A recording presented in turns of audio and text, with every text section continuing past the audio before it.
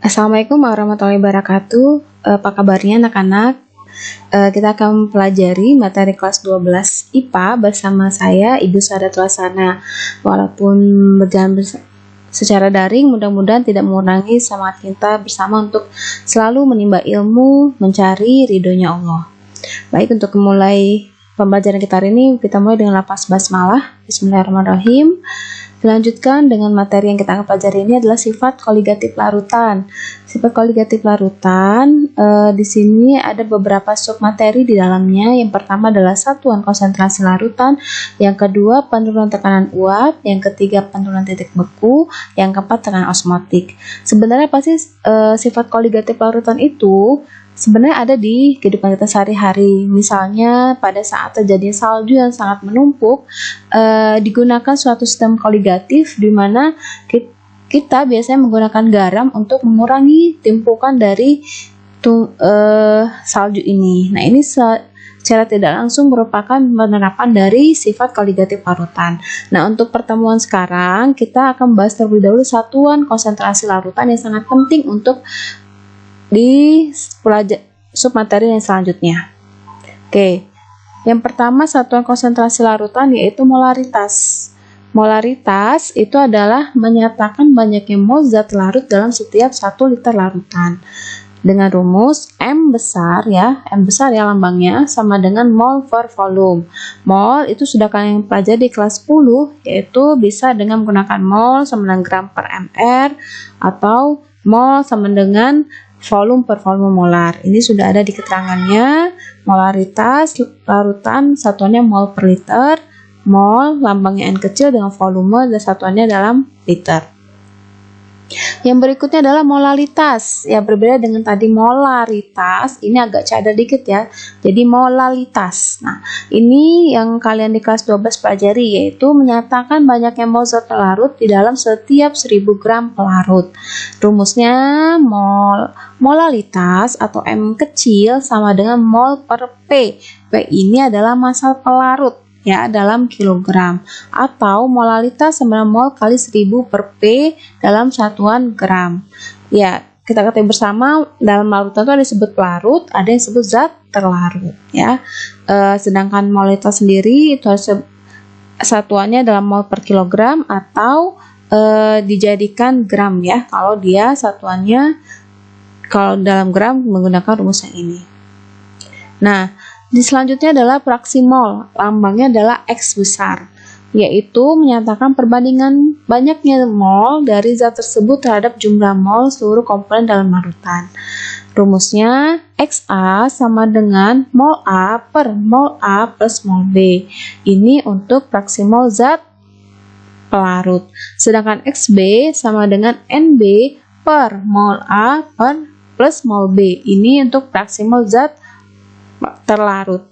Apabila fraksi mol dari masing-masing zat yang ada dalam larutan dijumlahkan, secara keseluruhan nilainya adalah 1 atau dinyatakan sebagai berikut, yaitu XA plus XB sama dengan 1, atau fraksi mol zat terlarut ditambah zat pelarut sama dengan 1.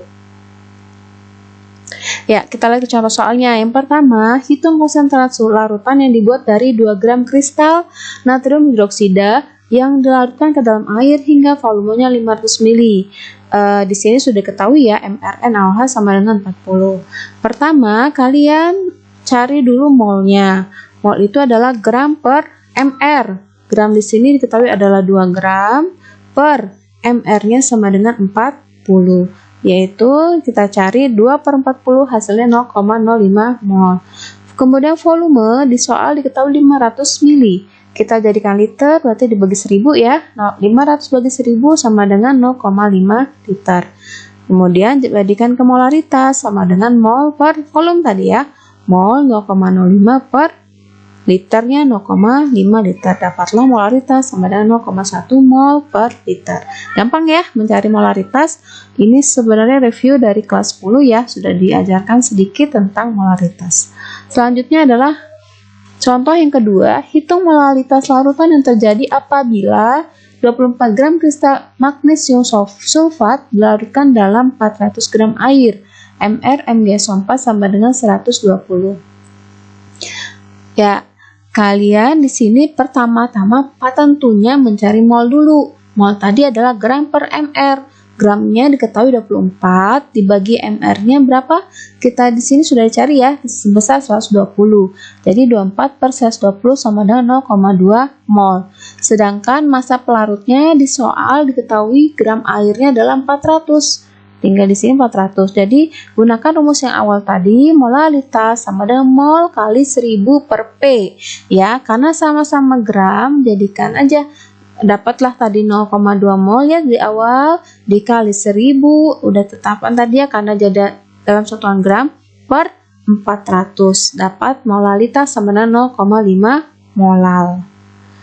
Oke, masih ada contoh soal yang berikutnya, yaitu bagaimana di sini kalau masih mencari molalitas untuk larutan yang elektrolit ya. Molalitas, hitung molalitas ketika 75 gram MgCl2, mr-nya sama dengan 95,2 dilarutkan dalam 500 gram pelarut.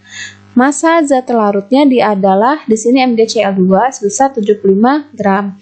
Massa pelarutnya di sini sebesar 500 gram. Bisa juga kalian jadikan kilogram sama dengan 0,5 kilogram.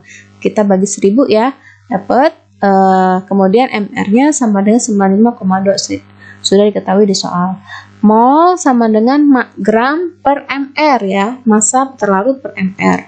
Massa terlarutnya berapa sini? 75 gram. Dibagi mr-nya berapa? 95,2. Dapatlah molnya sama dengan 75 per 95,2 sama dengan 0,788 mol.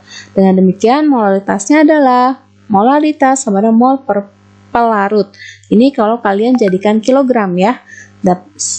Molalitas sama dengan 0,788. Ini ya dari sini dibagi 0,5, yaitu sudah jadikan kilogram tadi ya, sama dengan 1,58 molalitas. Contoh yang keempat yaitu sebanyak 27,6 gram etanol atau C2H5OH dilarutkan dalam 54 gram air. Ini masing-masing airnya ya, C12, H sama 1, O sama dengan 16. Kalian disuruh menghitung fraksi mol etanol dan fraksi mol air. Berarti di sini zat larutnya adalah etanol dan pelarutnya apa? Adalah air. Pertama, masanya ada di sini ya. 27,6 sudah ada gram, massa airnya sudah ada 54 gram, airnya ada. Ini kita udah soal. Pertama fraksi mol etanol, kalian cari dulu MrC2H5OH. Ini sudah ada datanya, airnya kalian tinggal cari ya. ARC di sini 12 kalikan 2 tambah H1 ya kalikan 5 tambah O 16 tambah H sama dengan 1 ya, tinggal jumlahnya 46. Demikian juga untuk H2O. Selanjutnya cari mol masing-masing ya. Tadi contoh di awal sudah cari cara mol. Mol tadi apa? Massa per mr. Massa etanolnya di sini berapa? 27,6. Mr-nya sudah cari 46, dapat 0,6. Massa air mol H2O ya. Massa per mr sama massa airnya tadi 54 ya. Di sini per mr-nya 18, dapat 3 mol. Baru masukkan ke rumus fraksi mol tadi ya. Fraksi mol etanol berarti mol etanol yang di atas dibagi mol total, yaitu etanol tambah H2O. Etanol berapa tadi? 0,6 dibagi 0,6 tambah 3, jumlah dari pelarut dan zat larutnya.